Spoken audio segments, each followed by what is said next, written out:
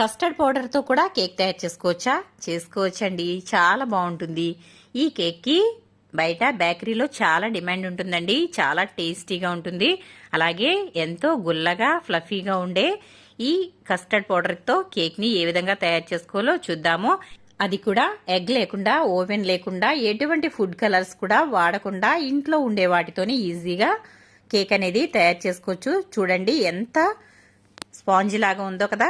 మరి ఈ విధంగా ఉండే ఈ కస్టర్డ్ పౌడర్తో కేక్ని ఈ విధంగా తయారు చేసుకోవాలో చూద్దామా. Welcome back to my channel.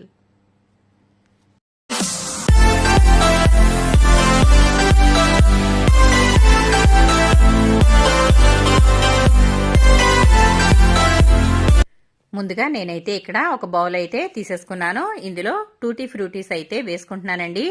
Tutti ఫ్రూటీలు నా దగ్గర అయితే ఈ కలర్ ఉన్నాయి కాబట్టి నేనైతే రెడ్ కలర్ వేసుకుంటున్నాను. మీ దగ్గర ఇంకా కలర్